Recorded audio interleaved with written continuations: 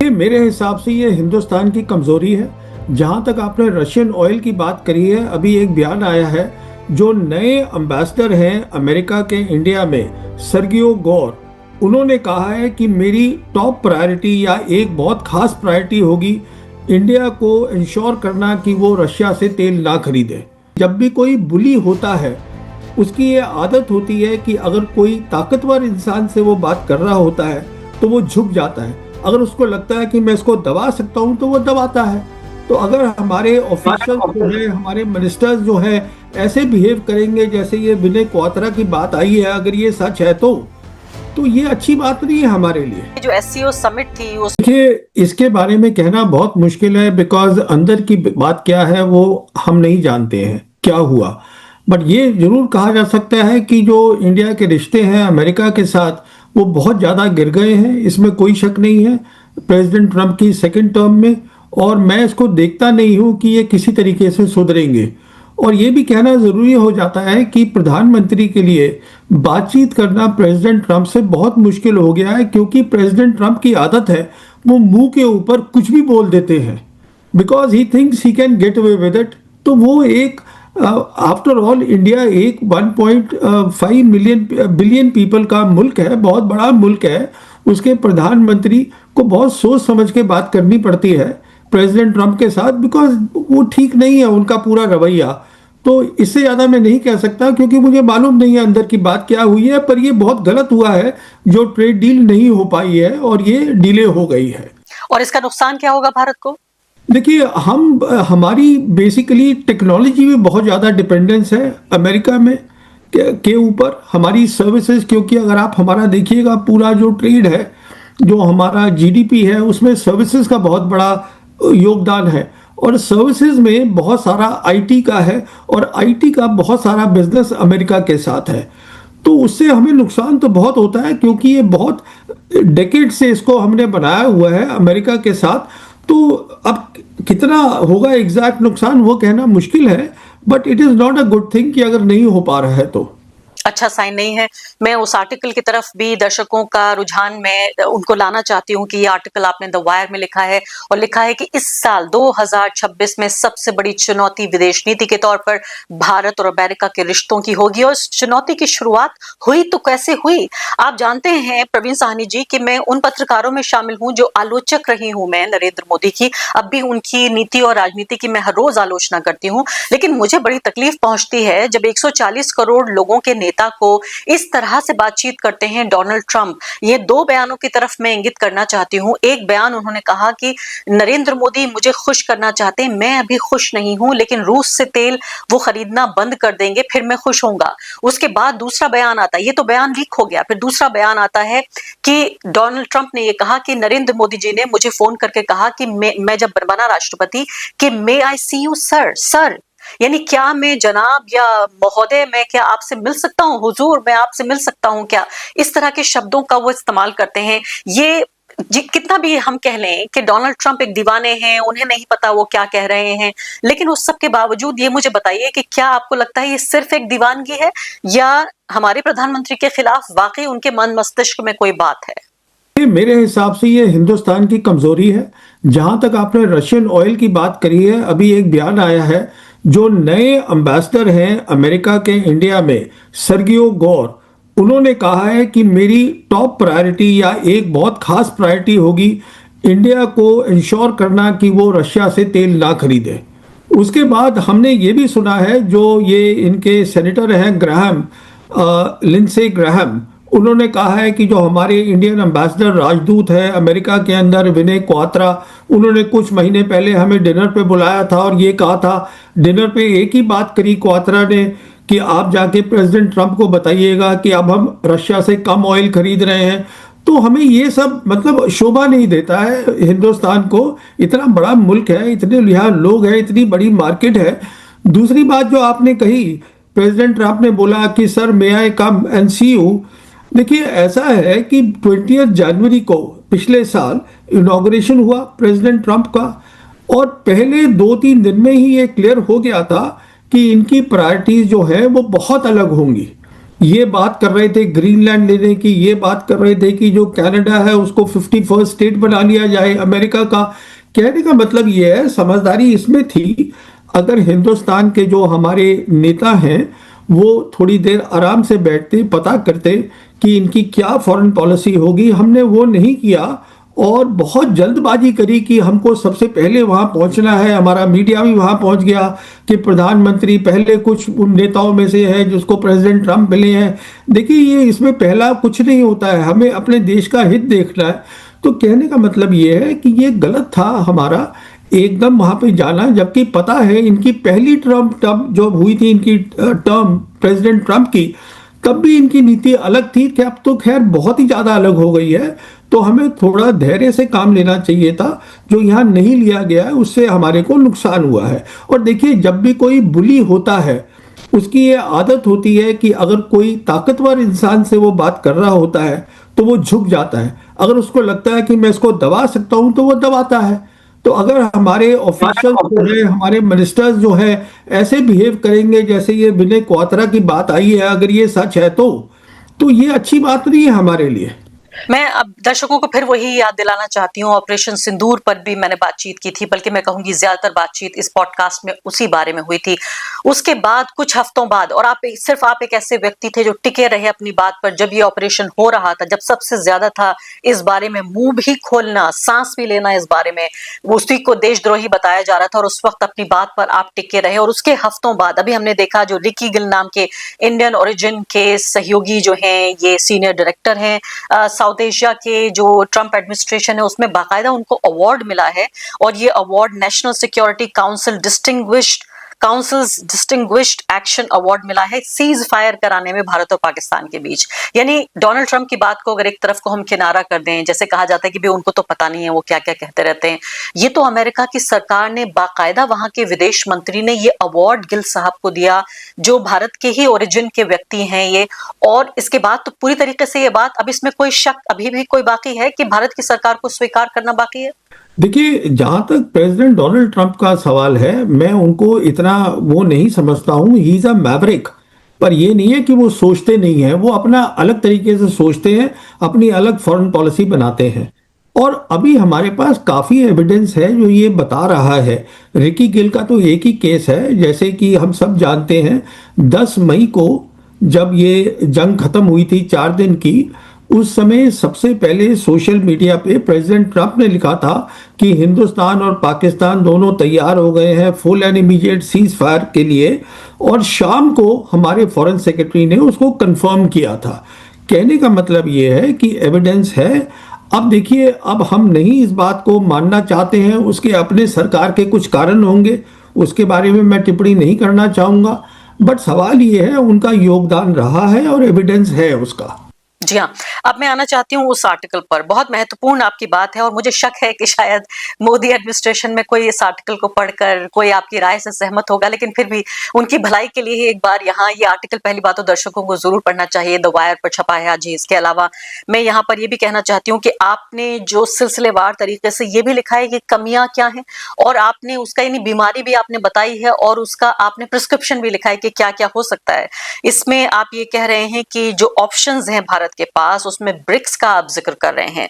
BRICS यानी Brazil, Russia, India, China, south Africa. दूसरी महत्वपूर्ण बात आपने जो करेंसी को लेकर लिखी है कि डॉलर को लेकर जो एक रिजर्व करेंसी है पूरी दुनिया की, उसको रिप्लेस, लेकिन आपने इस शब्द का इस्तेमाल किया। इसको अलग से पूछूंगी इस सवाल को, पहले ब्रिक्स वाले सवाल पर मैं आ जाती हूं। और ब्रिक्स को लेकर साथ साथ ये वेनेजुएला में जो किडनैपिंग हो गई वहां के राष्ट्रीय अध्यक्ष की, इनको भी कनेक्ट करना चाहते हैं कि आप ब्रिक्स को लेकर कितना नर्वस हैं, डोनाल्ड ट्रंप और भारत को क्या करना चाहिए?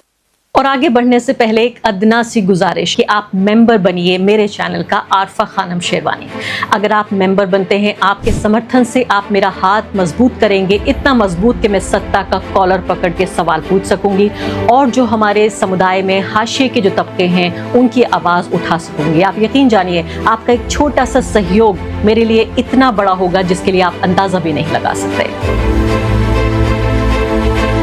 देखिए, ये दो अलग अलग मुद्दे हैं। जहाँ तक वेनेजुएला का ताल्लुक है, वो उनकी, अगर आप देखिएगा दिसंबर में जो आई है national security strategy Trump administration की, उसमें बहुत साफ लिखा हुआ है कि जो उनका वेस्टर्न हेमिस्फीयर है, ये मॉनरो डॉक्ट्रिन होती थी 1823 की, वो बेसिकली थी अगेंस्ट द यूरोपियन इंपीरियलिज्म, कि वो वहाँ पर आकर हम कोई भी अपना इन्फ्लुएंस या अपनी मिलिट्री बेसिस वगैरह कुछ नहीं बनाएंगे। तो अब प्रेसिडेंट ट्रंप की ये सोच है, और जिससे मैं एक कुछ हद तक सहमत भी हूँ, कि अगर आपको वर्ल्ड पावर बनना है तो पहले आपको अपनी रीजन के अंदर पावर बनना पड़ेगा। तो उनका जो रीजन है अमेरिका का, वो वेस्टर्न हेमिस्फीयर है, और उसमें कोई शक नहीं है। आज वहाँ पर चाइना और रशिया, उनका काफ़ी इन्फ्लुएंस है। मिसाल के तौर पे मैं बताना चाहूँगा आपके दर्शकों को कि 2017 में 2017 जब प्रेसिडेंट ट्रंप पहली बार आए थे, उस समय कोई भी कंट्री वेस्टर्न हेमिस्फीयर की, जिसको हम बोलते हैं ये लैटिन अमेरिका एंड कैरेबियंस, कोई भी बेल्ट एंड रोड उन्होंने ज्वाइन नहीं किया था। और आज की डेट में 24 मुल्क हैं लैटिन अमेरिका और कैरेबियंस के, जिन्होंने बेल्ट एंड रोड को चाइना की ज्वाइन कर लिया है। Belt and road is about China's influence. अच्छा, एक तो ये मुद्दा है वहां पर वेस्टर्न हेमिस्फीयर में।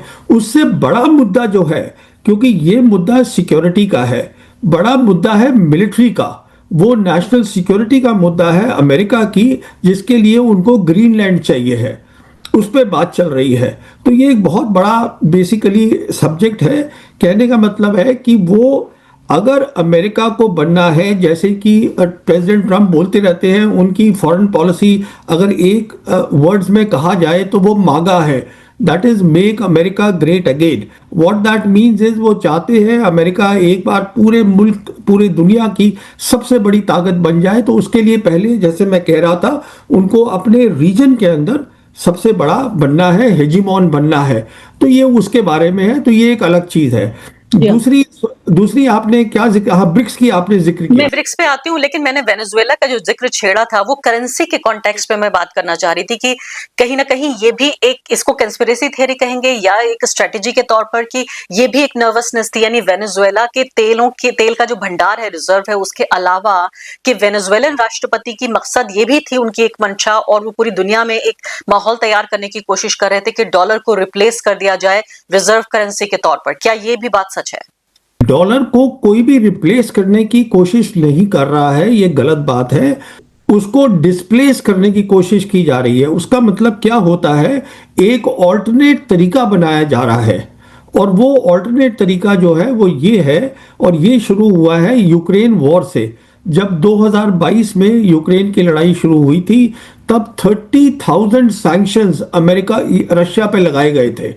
30,000 आज तक किसी मुल्क पे नहीं लगे हैं, इतने रशिया पे आज की डेट में सैंक्शंस है। आइडिया ये था कि सैंक्शंस के दबाव में आके रशिया जो है लड़ाई नहीं लड़ेगा, पर रशिया ने चाइना के साथ मिलके और बाकी और ग्लोबल साउथ की कंट्रीज हैं, ये सब तय करा गया, और ब्रिक्स उसमें खास आ जाता है, क्योंकि ये ब्रिक्स जो है वो ग्लोबल साउथ की इंस्टीट्यूशन है।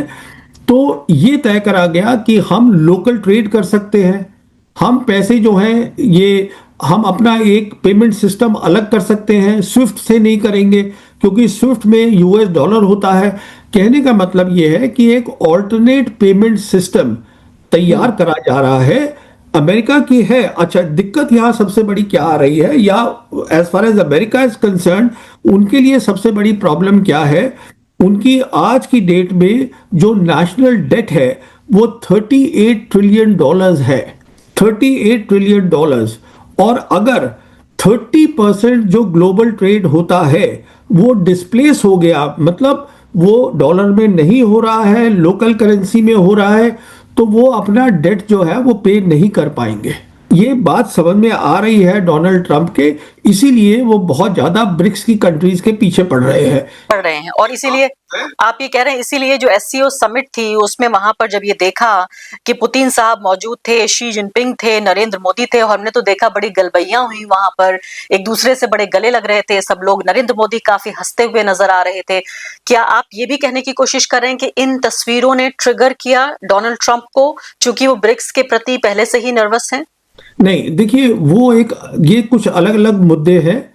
ये क्या है कि एक नया ग्लोबल सिस्टम बन रहा है, गवर्नेंस सिस्टम बन रहा है, जिसमें जो दो बड़ी ताकतें हैं दुनिया की, रशिया और चाइना शामिल हैं, और उसमें इंडिया भी है। क्योंकि देखिए ये शुरुआत हुई थी RIC से, जिसको हम बोलते हैं Russia India China. Russia India China फिर बन गया ब्रिक्स, उसमें ब्राजील ऐड हो गया, साउथ अफ्रीका ऐड हो गया। तो ये जो चीज़ बनी हुई है, ये एक अलग सिस्टम बन रहा है। तो अमेरिका की ये कोशिश है कि इंडिया जो है इसका हिस्सा ना हो, और इंडिया भी इसके साथ जाना नहीं चाहता है, क्योंकि इंडिया अपने रिश्ते चीन के साथ नॉर्मल नहीं करना चाहता है। तो हम चाहते हैं कि हमको लगना चाहिए कि हम compete कर रहे हैं चाइना के साथ रीजन में, इसलिए हम वहाँ नहीं जाना चाहते हैं, हम अमेरिका के साथ रहना चाहते हैं। तो उस पिक्चर से ये लगा था, जब ये तीनों की फोटो आई थी, ये टिंजियान में जो खींची गई थी, SCO समिट हुई थी 1 सितंबर 2025 को। सो पुतिन, शी और प्राइम मिनिस्टर मोदी की जो फोटो आई थी, उससे काफ़ी घबराहट हो गई थी अमेरिका के अंदर कि शायद मोदी जो है, क्योंकि प्रेसिडेंट ट्रम्प बहुत ज़्यादा बोल रहे हैं अबाउट प्राइम मिनिस्टर मोदी, तो अब इंडिया जो है वो अलाइन कर रहा है अपनों को चीन के साथ। पर ऐसा कुछ है नहीं। कहने का मतलब ये, अगर वो इतना घबरा सकते हैं इससे, मैं ये समझता हूं कि ये जो नया वर्ल्ड ऑर्डर बन रहा है, उसके अंदर इंडिया को नॉर्मल रिलेशंस करने चाहिए चाइना के साथ। और हमें ये जो नया वर्ल्ड ऑर्डर है, जहाँ ग्लोबल साउथ है, हमको उनके साथ रहना चाहिए, बिकॉज ये नई चीज बन रही है और this is the new world order. आप प्रवीण सानी जी, आप ये बात बार बार कहते रहे हैं, बारहा, कम से कम कई इंटरव्यूज में तो आपने मुझसे ये बात कही है, ये ग्लोबल साउथ का जो आप जिक्र करते हैं, चीन के नजदीक होने का। लेकिन इसका एक काउंटर आर्ग्यूमेंट ये दिया जाता है कि हमारा मुकाबला है, ना कि दोस्ती नहीं, बल्कि हमारा एक तरह का, एक ज्योग्राफिकल भी देखें, भौगोलिक रूप से भी, तो हमारा एक दुश्मन के तौर पर है चीन। बल्कि दूसरी तरफ देखिए, दुनिया की सबसे बड़ी मिलिट्री पावर है, सबसे बड़ी आर्थिक पावर है, बड़ी तादाद में वहां इंडियन अमेरिकन काम करते हैं। हमारा जो बिजनेस और हमारी कमर्शियल टाइज हैं वो अमेरिका के साथ, तो अमेरिका की खुशनुदी करनी चाहिए, उनको खुश करने की कोशिश करना चाहिए और चाइना से मुकाबला करना चाहिए। लेकिन आप यहाँ पर ये कहते हैं कि चाइना के नजदीक जाना चाहिए, अमेरिका का मुकाबला करना चाहिए। बिल्कुल उल्टी बात है ये। देखिए, ये जैसे मैं आपसे कह रहा हूं, दुनिया बदल गई है। आज जिसको हम बोलते हैं मल्टीपोलर वर्ल्ड, वो बन चुकी है। उसके अंदर तीन बड़ी बड़ी ताकतें हैं, वो है अमेरिका, चाइना और रशिया। तो ये कहना कि इंडिया का मुकाबला चाइना से आज है, ये गलत होगा। आज चाइना हमसे इतना आगे निकल गया है, चाहे आप इकोनॉमिक्स ले लीजिए, चाहे आप टेक्नोलॉजी ले लीजिए, चाहे आप मिलिट्री पावर ले लीजिए, इंफ्रास्ट्रक्चर बिल्डिंग ले लीजिए, आप कुछ भी ले लीजिए, वो बहुत आगे चला गया है। और उसके कारण, क्योंकि इतनी तरक्की कर ली है चाइना ने, इसलिए अमेरिका चाइना से डर रहा है। और हम खुश थे एक टाइम पर, टिल प्रेसिडेंट ट्रम्प के, कि हम उनके साथ रहेंगे और उनका काम करेंगे इंडियन ओशन रीजन में, तो लगेगा सबको कि हम भी जो है रीजन के अंदर compete कर रहे हैं चाइना के साथ। रियलिटी ये है, आज कोई कंपटीशन है नहीं चाइना के साथ। अब देखिए, चाइना और हम दोनों बहुत बड़ी पॉपुलेशन की कंट्रीज हैं, तो हम चाइना से बहुत कुछ सीख सकते हैं। चाइना मैन्युफैक्चरिंग पावर है।